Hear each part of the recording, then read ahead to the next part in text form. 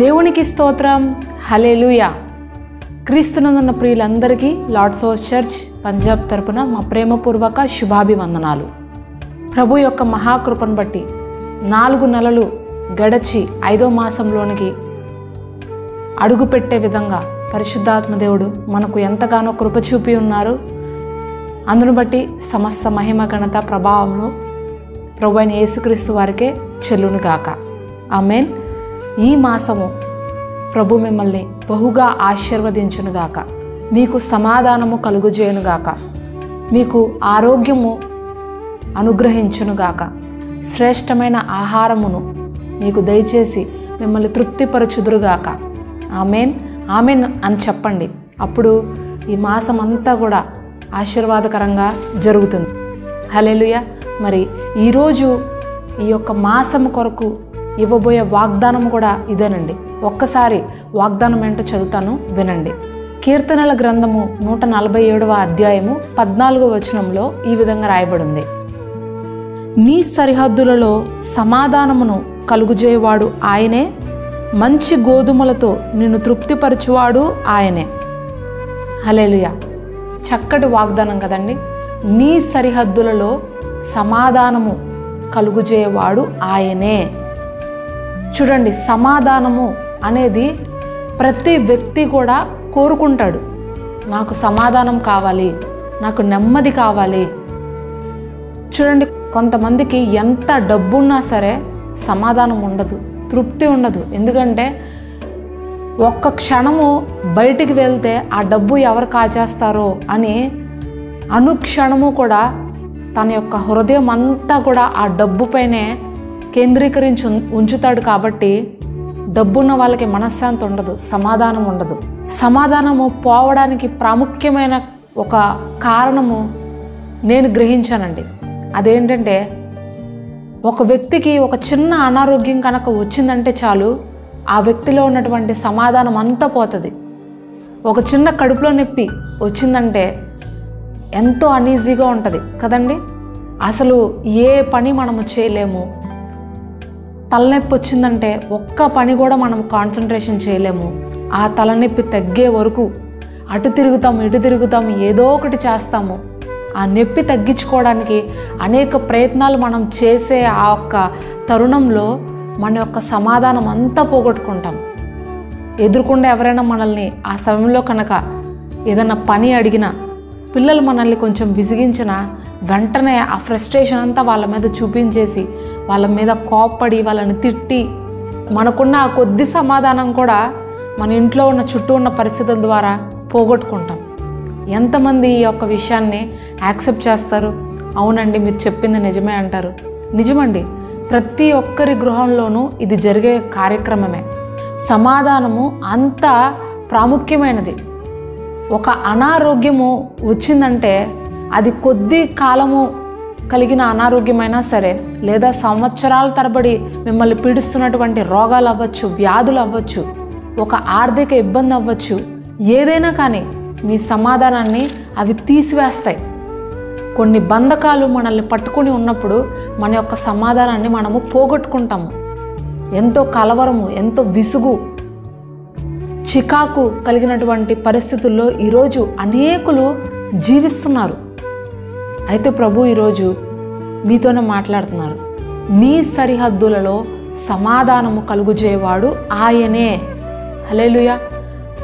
నా చిన్నతనంలో టైంపాస్ అవ్వడానికి, లేకపోతే నాకు కొంచెం పీస్ఫుల్గా ఉండడానికి సినిమాకి వెళ్తూ ఉండేదాన్ని, లేకపోతే ఇంట్లో సినిమాలు చూస్తూ ఉండేదాన్ని. ఆ సినిమా అయిపోతూ ఉన్నప్పుడు నా మనసులో ఒక ఆలోచన వచ్చేది. అదేంటంటే, రేపు పొద్దున్నే మళ్ళీ స్కూల్కి వెళ్ళాలి, రేపు పొద్దున్నే మళ్ళీ కాలేజ్కి వెళ్ళాలి, మళ్ళీ మామూలే, మళ్ళీ రొటీనే జీవితం అని ఆ సినిమా అయిపోయేలోపే నా యొక్క సమాధానాన్ని మళ్ళీ నేను ఏది కావాలి అని నేను ఆ సినిమాకి వెళ్ళేదాన్నో, ఏది కావాలని నా యొక్క ఎంటర్టైన్మెంట్ కోసం నేను వెళ్ళేదాన్నో, ఆ ఒక తాత్కాలికము, ఆ కొద్ది సమయం మాత్రమే నాకు సమాధానం వచ్చేది. మళ్ళీ అవి అయిపోయిన వెంటనే మళ్ళీ మామూలే. చూడండి, ఈ లోకంలో అనేకులు ఇలాగే ఉంటారు. వారి సమాధానం వెతుక్కోవడానికి రకరకాల యొక్క ప్రాంతాలను వాళ్ళు చూస్ చేసుకుంటారు, రకరకాల వ్యక్తుల్ని చూస్ చేసుకుంటారు. ఎన్ని ప్రయత్నించినా, ఎంతమంది దగ్గరికి వెళ్ళినా ఆ సమాధానం అనేది దొరకదు. అయితే ప్రభు అంటున్నారు, నువ్వు ఎక్కడికి వెళ్ళినా నువ్వు సమాధానాన్ని పొందుకోలేవు. నా వాక్యము, నా సన్నిధి, నా మందిరంలోనే నీకు సమాధానం దొరుకుతుంది. హల్లెలూయా. ఇది నిజమండి. ఆయన మందిరంలో ఉండే సమాధానము, ఆయన సన్నిధిలో ఉండే సమాధానము ఈ లోకంలో మనకి ఎక్కడికి వెళ్ళినా దొరకదు. ఎక్కడికి వెళ్ళినా సరే, ఎంత లక్షల కోట్లు ఖర్చు పెట్టినా సరే ఆ సమాధానాన్ని మనము పొందుకోలేము. బైబిల్లో ఒక స్త్రీ ఉంది. ఆ స్త్రీకి 12 సంవత్సరాల నుండి రక్తస్రావం రోగంతో బాధపడుతుందంట. అనేక మంది వైద్యుల దగ్గరికి వెళ్ళి తిప్పలు పడి తన యొక్క ధనాన్నంతా వ్యయపరుచుకుందంట ఆ ఒక్క రోగాన్ని తగ్గించుకోవడం కోసం. ఆ రోగం వల్ల ఆమెలో సమాధానం కరువైపోయిందండి. నెమ్మది లేదు. బయటికి వెళ్తే నలుగురు 4 రకాలుగా మాట్లాడుతున్నారు. ఒక అపవిత్రమైనటువంటి స్త్రీగా, పాపాత్మురాలైనటువంటి స్త్రీగా ఆమెను అందరూ పరిగణిస్తున్నారు. అయితే ఆమె ఇంట్లో కూర్చొని ఉంటుంది, కానీ సమాధానం లేదు. ఎవరూ మాట్లాడరు. ఎంతో ఒంటరితనము, మనసులో నెమ్మది లేదు. అయితే అప్పుడు ఆమె ప్రభువు వారి దగ్గరికి వెళ్ళి స్వస్థపడాలి అని కోరుకుంది. ఆమెకి ఎవరో చెప్పారు, నీ యొక్క అనారోగ్యం పోవాలంటే కేవలము యేసుక్రీస్తు ప్రభువు వారి ద్వారానే జరుగుతుంది, ఆయనను నువ్వు వెంబడించు, ఆయన దగ్గరకు నువ్వు వెళ్ళు అని చెప్పినప్పుడు చాలా పగడ్బందీగా ఆమె జనాల గుంపుల్లో నుండి మధ్యలో వచ్చి ఆయన వస్త్రపు చెంగును ముట్టుకుందంట. ఆ ముట్టుకున్న వెంటనే ఆమె యొక్క రక్తధార కట్టింది అని వాక్యం రాయబడింది. ఆ ఒక్క సందర్భం జరిగిన వెంటనే యేసుక్రీస్తు ప్రభువారు ఆమెతో ఒక విషయాన్ని చెప్తారు. ఆ విషయాన్ని చదువుతాను చూడండి. లూకాసు వార్త 8వ అధ్యాయము 47-48 వచనాలు. తాను మరుగై లేదని ఆ స్త్రీ చూచి వణుకుచూ వచ్చి ఆయన ఎదుట సాగిలపడి తాను ఎందు నిమిత్తం ఆయనను ముట్టెనో, వెంటనే తాను ఎలాగ స్వస్థపడెనో ఆ సంగతి ప్రజలందరి ఎదుట తెలియచెప్పాను. అందుకు ఆయన, కుమారి, నీ విశ్వాసము నిన్ను స్వస్థపరిచను, సమాధానము గల దానవై పొమ్మని ఆమెతో చెప్పెను. ఆమెతో ఈ మాట చెప్తున్నారు, కుమారి, నీ విశ్వాసము నిన్ను స్వస్థపరిచిందమ్మా. నువ్వు ఇన్ని సంవత్సరాల నుంచి ఏదైతే పోగొట్టుకున్నావో, ఏ సమాధానం కావాలి అని నువ్వు కోరుకుంటున్నావో ఆ సమాధానము ఇక మీదట నువ్వు పొందుకో. ఆ సమాధానము గలదానిగా నువ్వు వెళ్ళు అని ప్రభు చెప్తున్నారు. నెమ్మది కలిగించే మాట కదండి ఇది. సమాధానము అంత ప్రాముఖ్యమైనది. సమాధానము లేకుండా మనము ఒక్క క్షణం కూడా ఇంట్లో బ్రతకలేము, సమాజంలో బ్రతకలేము. అది కోల్పోయిన వారికి దాని బాధ ఏంటో తెలుస్తుంది. ఈ యొక్క రక్తస్రావం కలిగినటువంటి స్త్రీ కూడా సమాధానం లేని స్థితిలో ప్రభు వారి దగ్గరికి వచ్చినప్పుడు ఆమెను అంటున్నారు, నీ విశ్వాసం నిన్ను స్వస్థపరిచింది, నువ్వు ఇప్పుడు సమాధానంగా వెళ్ళిపో, సమాధానంగా ఉండి ఇక మీదట అని ప్రభు వారు తెలియజేస్తున్నారు. ఈ వాక్యం వింటున్న ప్రియమైన సోదరి సోదరులారా, మీరు కూడా సమాధానం లేకుండానే ఈ వాక్యం వింటున్నారా? ఈరోజు శ్రేష్టమైనటువంటి ఆహారము మీ గృహంలో లేదా? సమృద్ధి అయినటువంటి జీవితాన్ని మీరు జీవించట్లేదా? కరువులో, లేమిలో, అనారోగ్యపు సమస్యలతో, ఆర్థిక ఇబ్బందులతో మీరు ఈ వాక్యాన్ని వింటున్నారా? అయితే ప్రభు ఈరోజు మీతోనే మాట్లాడుతున్నారు. ఇక మీదట నేను నీకు సమాధానం దయచేస్తాను, శ్రేష్టమైన గోధుమలతో నేను నిన్ను తృప్తిపరుస్తాను, చక్కటి వాక్యాన్ని నువ్వు భుజిస్తావు ఇక మీదట, చక్కటి ఆహారాన్ని నువ్వు భుజిస్తావు ఇక మీదట. హల్లెలూయా. నా చిన్నతనంలో మా తాతయ్య గారు నెల 1వ తారీఖు వచ్చిందంటే ఆయనకు పెన్షన్ వచ్చేది. ఆ పెన్షన్ వచ్చిన తర్వాత నాకు, మా అన్నయ్యకి కొన్ని స్వీట్లు తెచ్చేవారండి. అయితే నాకు రసగుల్లా అంటే చాలా ఇష్టమని ఆయనకి పెన్షన్ రాగానే ఫస్ట్ నా కోసం ఒక చిన్న బాక్స్ రసగుల్లా తీసుకొచ్చి స్కూల్ నుండి రాగానే నాకు ఇచ్చేవారు. నేను నెలలో 1వ తారీఖు ఎప్పుడు వస్తుందా అని చిన్నప్పుడు వెయిట్ చేసేదాన్ని.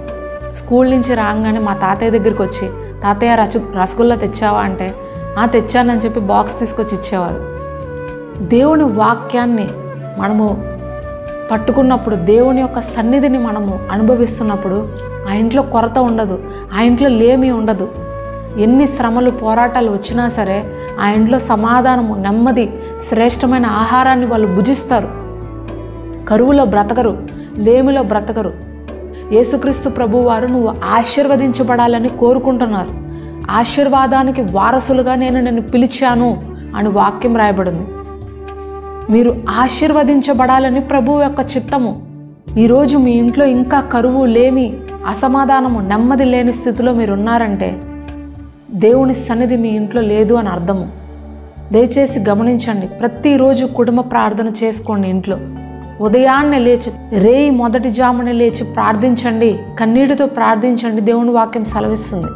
తెల్లవారుజామున లేవండి. మీ కుటుంబం కోసము ప్రార్థన చేయండి. విశ్వాసంతో ప్రార్థించండి. విశ్వాస సహితమైన ప్రార్థన గొప్ప కార్యాలు చేస్తుందండి. సమాధానాన్ని తీసుకొస్తుంది. కోల్పోయినవన్నీ తిరిగి మరలా పొందుకునే విధంగా ఆ ప్రార్థన ద్వారా, వాక్య ధ్యానం ద్వారా అన్నీ మీరు పొందుకుంటారు. కోల్పోయిన మీ యొక్క సమాధానాన్ని, కోల్పోయిన మీ ఆరోగ్యాన్ని, ప్రతి దానిని కూడా వాక్యము, ప్రార్థన ద్వారా మీరు పొందుకుంటారు. కనుక దేవుని సన్నిధిని వెంబడించండి. మందిరాన్ని నిర్లక్ష్య పట్టద్దు. ప్రతి వారం మందిరానికి వెళ్ళండి. ఉపవాస ప్రార్థనలకు అటెండ్ అవ్వండి. అప్పుడు ప్రభు మీ ఇంట్లో సమాధానాన్ని, సంతృప్తిని, నెమ్మదిని ఇచ్చి మీ కరువులో నుండి, మీ లేమిలో నుండి సమృద్ధి అయినటువంటి స్థలాలలోనికి, జీవజల ఊటలు కలిగించు ప్రాంతాలకి మిమ్మల్ని ప్రభు వారు నడిపిస్తాను అని ఈరోజు వాగ్దానం చేస్తున్నారు. ఈ మాసము ప్రభు మీకు అట్టి సమాధానము, అటువంటి తృప్తి కలిగిన జీవితము మీకు దయచేయునుగాక. ఆమేన్. మరి ఈ సమయంలో మనందరం కలిసి ప్రార్థన చేసుకుందాము. రండి. ప్రార్థన. పరిశుద్ధుడా, ప్రేమ కలిగిన మా తండ్రి, నీకే వందనాలు, స్తోత్రాలు ప్రభా. ఇక్కడ ఎంతమంది అయితే అనారోగ్యంతో ఉన్నారో, తృప్తి లేనటువంటి జీవితాన్ని జీవిస్తున్నారు, తినడానికి సరైన ఆహారం కూడా లేనటువంటి బ్రతుకును కలిగి ఉన్నారు, అట్టి సహోదర సహోదరులందరినీ ఒక్కసారి దర్శించు ప్రభా. నజరేయుడైన యేసు నామంలో తృప్తి కలిగిన జీవితం వీరు జీవించుదురుగాక. సమాధానంతో వీరు జీవించుదురుగాక. యేసు నామంలో కలవరపరుస్తున్న ప్రతి ఆత్మను వెళ్ళగొట్టుచున్నాము. అనారోగ్యాలు కలిగిస్తున్నటువంటి ప్రతి బంధకాల నుంచి, ప్రతి దుష్ట శక్తులు, చీకటి శక్తుల నుంచి విడుదల కలిగిస్తున్నాం యేసు నామంలో. ఈ కుటుంబాలను పట్టి పిడుస్తున్నటువంటి ప్రతి దుష్ట శక్తులు ఈ సమయంలో వెళ్ళిపోనుగాక. నజరేయుడైన యేసు నామంలో విడుదల కలుగునుగాక. హల్లెలూయా, హల్లెలూయా. పరిశుద్ధాత్మ తండ్రి, ఈ కుటుంబాలను మీరు దర్శించండి. సమాధానాన్ని ఇవ్వండి. కోల్పోయిన సమాధానం, కోల్పోయిన నెమ్మదిని, కోల్పోయిన ఆరోగ్యాన్ని, ఆర్థికపరమైనటువంటి అభివృద్ధిని యేసు నామంలో వీరికి అనుగ్రహించుచున్నాం తండ్రి. అట్టి కృప, ఆశీర్వాదాన్ని వీరికి దయచేయమని వేడుకుంటూ ఈ చిన్న ప్రార్థన నజరేయుడైన యేసుక్రీస్తు అతి పరిశుద్ధ నామంలో అడిగి వేడుకుంటున్నాము పరమ తండ్రి. ఆమేన్. దేవునికి స్తోత్రం అండి. విన్న వర్తమానం మీకు ఆశీర్వాదకరంగా ఉంటే తప్పకుండా ఇతరులకు షేర్ చేయడము, లైక్ చేయడము మర్చిపోకండి. మీ వాట్సాప్ స్టేటస్లో కూడా ఈ యొక్క లింక్స్ని మీరు షేర్ చేయండి. ఇది ఎంత ఎక్కువ మందికి రీచ్ అయితే అంతమంది బ్లెస్ అవుతారు, ఆశీర్వదించబడతారు. దేవుని వాక్యము ఎంతో జీవం కలిగినది. అది బాధల్లో ఉన్న వారిని తిరిగి మరలా పైకి లేవనెత్తుతుంది. కాబట్టి వాక్యాన్ని అనేది షేర్ చేయడము ఎప్పుడు మర్చిపోవద్దు. తప్పకుండా మంచి విశ్వాస సహితమైనటువంటి వాక్యాలను షేర్ చేయడం అనేది మంచి కార్యము నా దృష్టిలో. హల్లెలూయా. అదేవిధంగా ఈ పరిచర్య కోసము కూడా మీ అనుదిన ప్రార్థనలో తప్పకుండా జ్ఞాపకం చేసుకోండి. ఈ పరిచర్యలో ఎన్నో అవసరాలు ఉన్నాయి. ముఖ్యంగా పార్కింగ్ రోడ్డు, అలాగే సెక్యూరిటీ రూము మేము పెట్టాలని ఆశపడుతున్నాము. ఇంతకుముందు వీడియోస్లో కూడా నేను మీకు తెలియచేశాను చాలాసార్లు. మరొకసారి మీకు నేను జ్ఞాపకం చేస్తున్నాను. ఈ విషయాలు దయతో జ్ఞాపకం చేసుకోండి, ప్రార్థించండి. మీ ప్రార్థన మాకు ఎంతో ప్రాముఖ్యమైనది. అలాగే ప్రభు మిమ్మల్ని ప్రేరేపిస్తుంటే కూడా ఆర్థికంగా ఈ పరిచర్యలకు సహకరించండి. బైబిల్లో ఒక మాట ఉంటుందండి, నా తండ్రి చేత ఆశీర్వదించబడిన వారలారా, మీ కొరకు అనాది కాలం నందే సిద్ధపరచబడి ఉంచిన ఈ పరలోక రాజ్యాన్ని మీరు స్వతంత్రించుకోండి అని ప్రభువారు చెప్తారు. తండ్రి చేత ఆశీర్వదించబడిన వారు అంటే ఎవరో తెలుసా అండి? కష్టంలో ఉన్న వారికి సహాయం చేసేవారిని, బీదలుగా ఉన్న వారికి సహాయం చేసేవారిని, అవసరాల్లో ఇది నాకు లేదు, ఇది మాకు అవసరము అని మీ దగ్గరకు వస్తున్న వారికి సహాయపడటమే నిజమైన ఆశీర్వాదం. బాగా డబ్బు ఉంటేనే మేము ఇస్తాము, డబ్బు లేకపోతే మేము ఇది చేయలేము, మా వల్ల కాదు అని కొందరు అంటారు. ఇది డబ్బు ఉందా లేదా అనేది మ్యాటర్ కాదండి. మీ దగ్గర ఏముందో అది మీరు ఇతరులకు అవసరాల్లో ఉన్నప్పుడు ఇచ్చినప్పుడు నిజమైన ఆశీర్వాదము మిమ్మల్ని వెంబడిస్తుంది. పరలోక రాజ్యాన్ని మీరు స్వతంత్రించుకుంటారు. ప్రభువారు అంటారు, మిక్కిలి అల్పులైన ఈ నా సహోదరులకు మీరు సహాయం చేశారు కాబట్టి అది మీరు నాకు చేసినట్లే. కాబట్టి పరలోక రాజ్యాన్ని మీరు స్వతంత్రించుకోండి అని ప్రభువారు తెలియజేస్తున్నారు. కనుక ఇలాంటి దీన పరిచర్యలలో అవసరాలు కలిగినటువంటి ఈ చిన్న చిన్న పరిచర్యలలో మీరు సహకరించండి. కేవలం మాకే సహాయం చేయమని, మాకే ఇవ్వమని నేను మిమ్మల్ని తప్పుదోవ పట్టించట్లేదు. ఇలాంటి పరిచర్యలు ఎన్నో ఉన్నాయి. ఎంతోమంది అవసరాల్లో ఉన్నవారు సహోదరులు సహోదరులు ఉన్నారు. అనేక కుటుంబాలు ఉన్నాయి, అనేక పరిచర్యలు ఉన్నాయి. ఎంతోమంది దైవజనులు కష్టాల్లో విశ్వాసంతో సేవ చేస్తున్నటువంటి సేవకులు ఉన్నారు ఎంతోమంది. కనుక ఇలాంటి వారిని ప్రభు మీ ముందు కనపరుస్తున్నప్పుడు, అలాంటి వారికి మీ గుప్పిళ్ళు విప్పి మీరు సహకరించినప్పుడు, మీకున్న దాంట్లో మీ కలిమిలో అయినా మీ లేమిలో అయినా మీరు కన్నీటితో విత్తే ఆ ఒక్క విత్తనము సంతోషంతో పనులు కోసే విధంగా ప్రభువారు మీకు సహాయం చేస్తారు. హల్లెలూయా. కనుక ఈ విషయాలు మీకు అర్థమైనాయని నేను నమ్ముచున్నాను. ఆశీర్వదించబడిన వారి జాబితాలో మీరు ఉండాలి అని నేను ఆశపడుతున్నాను. God bless you. దేవుని ప్రేమ, ఆయన కాపుదల మీకు మీ కుటుంబాలకు ఎల్లప్పుడూ తోడుగా ఉండి నడిపించును గాక. ఆమేన్.